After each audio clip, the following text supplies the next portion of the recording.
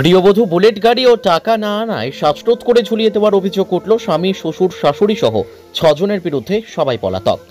উত্তর 24 পরগনার বসিরহাট মহকুমার মাটিয়া থানার স্বরূপনগরের ঘটনা।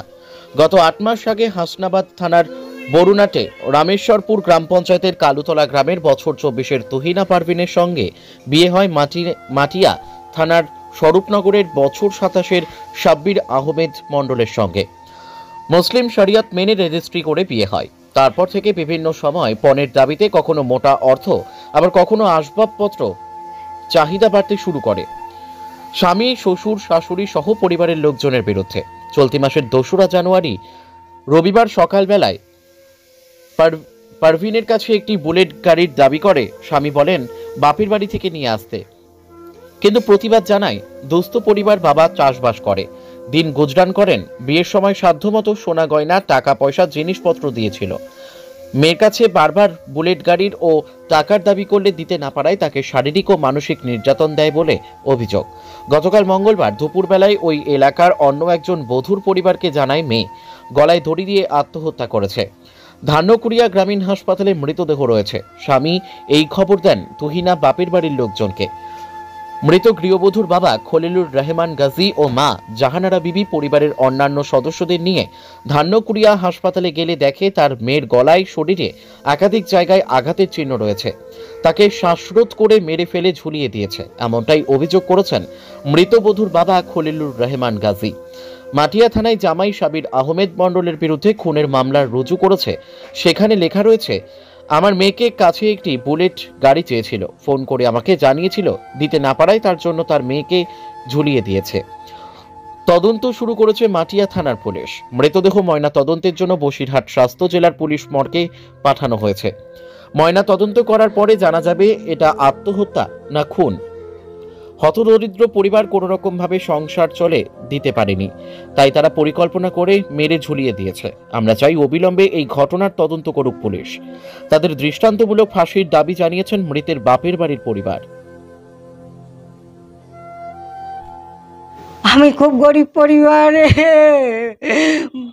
মানুষ করেছি, মেয়েটা খুব দুঃখ কষ্টে বিয়ে দিয়েছিলাম। একটা উকিল ছেলে, তার বাবা উকিল ছেলে, পাশাপাশি কাজ করে। সেই ভালো মতন সম্বন্ধ পেয়ে দিয়েছিলাম। এত টাকা পয়সা, সোনা দানা, খাট বিছানা সবই দিয়েছিলাম। আরও বাড়ি দেওয়ার পরে গাড়ি 3 লাখ টাকা দাবি করেছে আমার কাছে, আমি দিতে পারিনি। আমার মেয়েকে ওরা মেরে ফেলেছে।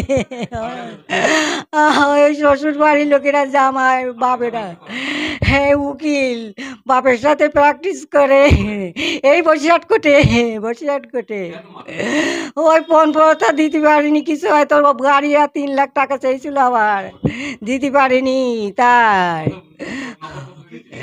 3 লাখ টাকা দিয়েছি। আর মোটরসাইকেল হিরো হন্ডা দিতে পারিনি, বুলেট হ্যাঁ বুলেট দিতে পারিনি।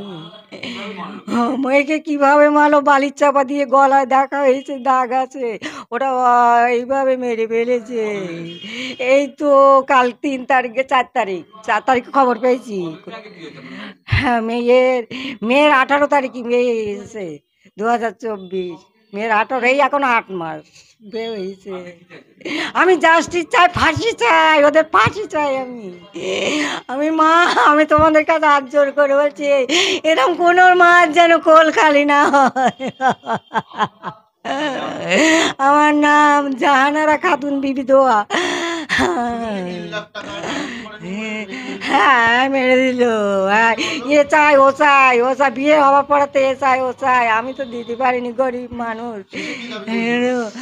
গাড়ি দাবিছি করেছিল, বুলেট গাড়ি, আরও 3 লাখ টাকা দিতে পারিনি। এমনি বিয়েতে তো দিয়েছি সব, কাঠ বিছানা, গলার হার, চুড়ি, হেনা তেনা সবই দিয়েছি। দিতে হলো। হ্যাঁ বুলেট দিতে হয়েছে, পারিনি বলে। ও বাবা, আমি জাস্টিস চাই, আমি ফাঁসি চাই, ফাঁসি। আমার মেয়ের কোলকালি, ওর মা বাবার একসাথে ফাঁসি চাই, ফাঁসি চাই আমি। আমার নাম জাহানারা খাতুন। আমার মেয়েকে খুব কষ্ট করে লেখাপড়া শিখিয়ে বিয়ে শাদী দিয়েছি। বিয়ে শাদী দেওয়ার পরে যৌতুকের জন্য খুব চাপ দিত। আমি 3 লক্ষ টাকা আর স্বাভাবিক খাট বিছানাপত্র এবং আনুষঙ্গিক অনেক জিনিসপত্র দিয়েছি, তাতেও হয়নি। এবার শুধু ওদের চাপ দিত, আরও টাকা নিয়ে এসো, বুলেট গাড়ি নিয়ে এসো, 3 লক্ষ টাকা নিয়ে এসো। মেয়েকে না দিতে পারলে অত্যাচার করতো ওরা, শ্বশুরবাড়ির লোকজন, শাশুড়ি মারতো, বিশেষ করে জামাই তো মারতো। আর এছাড়া আমাকে বললো যে আবার কী করে জোগাড় করো। আমি বললাম আমি চাষবাস করি, চাষি মানুষ, কী করে আমি এটা জোগাড় করব, ধৈর্য ধর, তবু আমি দেখছি। হ্যাঁ, কিন্তু হঠাৎ করে সে সময় দিল না।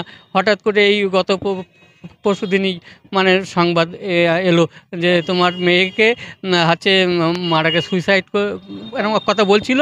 কিন্তু পরে দেখলাম যে না, ওরা হচ্ছে তাকে মেরে ধরে গলায় দড়ি দিয়ে টানিয়ে দিয়েছে। আপনি কি করেন? আমি চাষবাস করি, চাষি মানুষ। চাষ করে যে অর্থ জোগাড় হতেছে তাতেই কি এইসব হ্যাঁ, এইসব খুব কষ্ট করি। হ্যাঁ, খুব কষ্ট করি। তার উপর ছেলেপিলে লেখাপড়া শিখেছি, এই টাকা দিয়েছি, বিয়ে খরচ ঋণ দেনা করে করেছি। তা সত্ত্বেও আমি চাই এই ব্যক্তির কঠোর শাস্তি হোক। আমি ফাঁসি দাবি চাই যে আমার যে আমি তো আর পাবো না আমার সন্তান, কিন্তু তাই এরকম যেন আর কোনো ঘরে যেন এরকম ঘটনা না ঘটে। যেহেতু এরা একজন শিক্ষিত ব্যক্তি, এরা উকিল ব্যক্তি মানুষ, বসিরহাট কোর্টে প্র্যাকটিস করে। ওনার বাবা শাহাবুদ্দিন উকিল একজন। হ্যাঁ, উনিও ল ক্লার্কের সদস্য, উনিও উকিল প্র্যাকটিস করে। আপনার নাম? আমার নাম খলিলুর রহমান গাজী।